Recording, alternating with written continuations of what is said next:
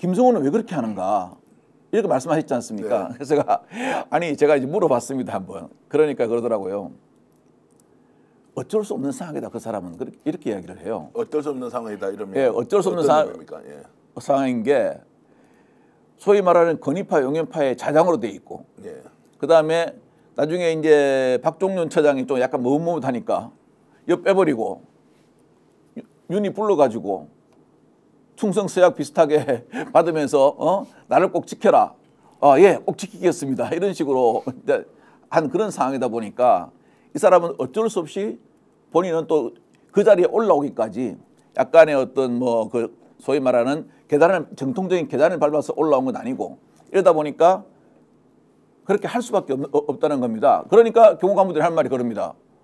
그거는 당신 사정이고 왜 우리까지 끌고 들어가라는 게 그쪽의 현재 분위기입니다. 자, 일반적인 정서는 그렇다는 것이고, 네.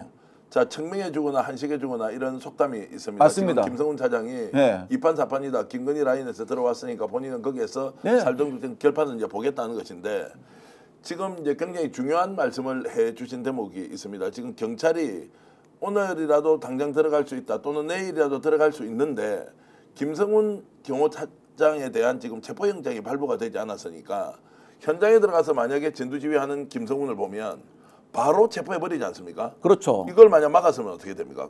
다른 경호처 공무원들이. 그것 막았으면 그건 제가 큽니다. 왜냐하면 그건 대통령 경호실부터 위반이고요. 예. 그다음에 특수공무팀 방해가 분명 딱 떨어지고요. 왜냐하면 경호처 직원은 대통령만 경호해야지 경호차장을 보호해야 할 의무가 하나도 없습니다. 네. 그렇기 때문에 그거는 절대 안 되는 거죠. 그거는 잘못하면은 이거는 공무집행 방해가 아니고요. 거기서 다중의 위협을 과시하면은 이건 폭처법으로 처벌받습니다.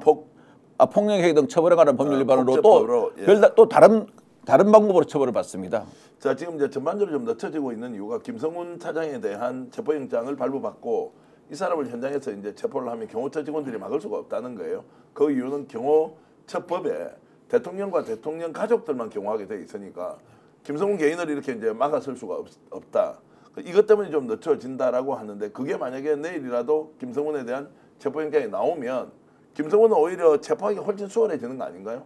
뭐 김성훈도 그게 더 마음이 편하지 않을까요? 이런 생각이 마음이 더 편하다. 그렇죠. 그걸 기다리고 있다. 그러니까 왜냐하면 내란죄를 범한 사람들 같은 경우는 방법이 없습니다. 내란죄는 가장 높은 중형적 범죄 처벌을 받기 때문에 이 상황에서 본인이 선처를 바라고 이런 행위를 할 수가 없는 상황이어서 내란 세력들, 내란 범죄자들은 기본적으로 지금에 있는 현행 법률을 지킬 생각이 없는 사람들이에요.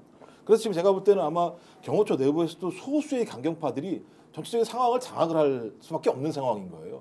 중간중간에 있는 사람 같은 경우 이 상황에서 자기가 나간다고 얘기할 수도 없고 사표를 쓸 수 있다고 얘기할 수도 없는 사람들이고 그다음에 공무원들이거든요. 제가 2017년, 2018년, 2019년 신입사원들, 그러니까 경호처 신입사원들이 교육을 받아요. 예, 맞습니다. 신교육을 받았는데 제가 거기서 강의를 했었어요. 그러니까 상당히 정회원들이고 원칙과 법률을 잘 아는 사람들인 상황입니다. 그렇습니다. 하지만 또 그 안에 있으면 더 잘 아시겠습니다만 상당히 내부에서 하나의 단일한 행동을 해야 되는 그러니까 특히 대통령이라는 사람을 지켜야 되기 때문에 그런 상황에 아주 동료의식이 강한 느낌들이 분명히 있거든요.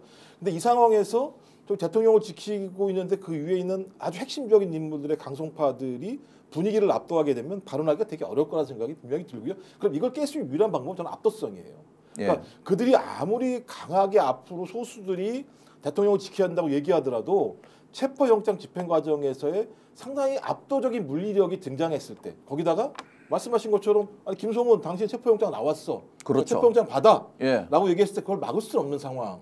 그러면 맞습니다. 저는 최측근 중에 강성파 몇몇 자체가 현장에서 체포되는 상황을 확인하게 된다면 저는 길을 열어줄 가능성이 되게 높은데 과거처럼 숫자 얼마 안 되는 사람 데려가서 안 된다는 거죠. 압도적인 힘을 통해서 그러니까 이것이 바로 공권력이고 국가의 법 집행이다라고 하는 부분들을 정확히 현장에서 보여줄 필요가 있다. 전 그렇다면 정리가 좀 될 거라고 생각합니다. 투투님께서 이제 질문을 주셨습니다. 수비제 쏘면서 자 가족부장이 14일 소환인데 그때까지 또 기다리면 체포가 늦어지는 것 아니냐. 가족부장과 김성훈은 지금 다른 문제죠. 다른 문제입니다. 아마 그때까지 기다리지는 않을 거고요. 지금 그 가장 그 강성이 김성훈 차장이거든요.